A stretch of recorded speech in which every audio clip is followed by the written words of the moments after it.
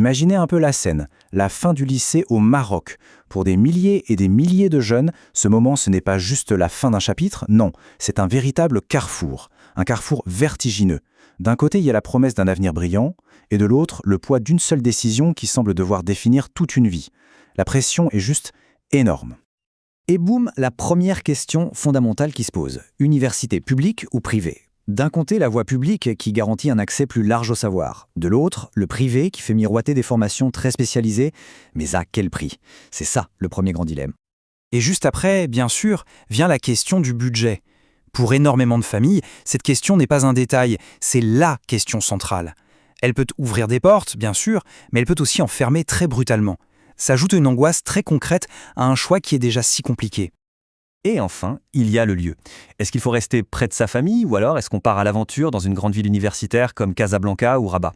C'est bien plus qu'un simple déménagement. C'est un déracinement, c'est devoir se redéfinir, loin de tous ses repères. Toutes ces questions qui tournent en boucle dans la tête, elles créent ce qu'on pourrait appeler le dilemme de l'étudiant. C'est ce moment précis où avoir trop de choix, loin d'être une liberté, se transforme en une véritable source de paralysie.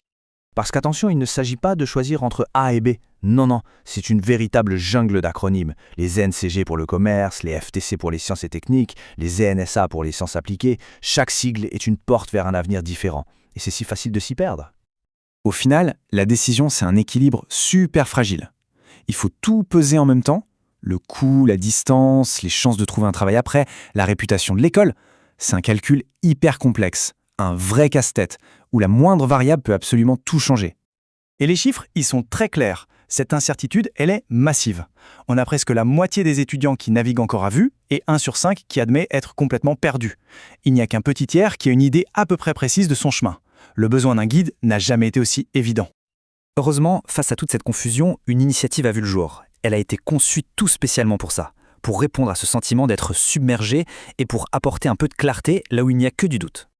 Et ce guide, il a un nom, Tawjihi Confiance. Tawjihi pour l'orientation et confiance qui est vraiment le mot-clé. Parce que sans confiance, aucun conseil ne peut vraiment être entendu.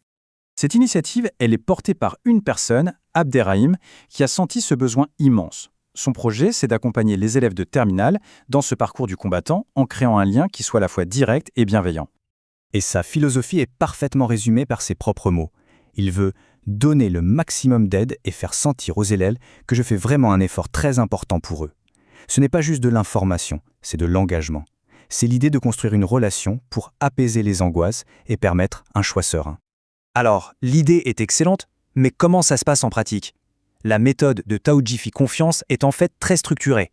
Tout est centré sur l'écoute et sur l'analyse des vrais besoins des étudiants. Le processus est d'une clarté redoutable. Étape 1, la connexion, avec un simple message sur WhatsApp. Étape 2, la compréhension via des enquêtes ciblées. Étape 3, la création, avec des ressources faites sur mesure. Et l'étape 4, qui est cruciale, le soutien. Tout ce processus de départ est gratuit, parce que la confiance, ça se bâtit, ça ne s'achète pas. Passons maintenant à la concrétisation de cette aide. Les données qui sont collectées ne restent pas abstraites, elles sont transformées en toute une série d'outils pensés pour simplifier la vie des étudiants. Cette boîte à outils est vraiment pensée pour répondre à tous les besoins. On y trouve des mini-guides en PDF pour l'analyse, des messages audio pour la motivation, des vidéos de conseils pour y voir plus clair, et même des checklists pour l'organisation. Chaque outil n'a qu'un seul but, rendre l'information accessible, digeste et immédiatement utile. Prenons un exemple tout simple, comme ce tableau comparatif. En un seul coup d'œil, il permet de mettre en balance les critères essentiels. Le domaine d'études, public ou privé, la ville, le chaos des options devient tout à coup une information structurée qui aide à prendre une décision vraiment éclairée.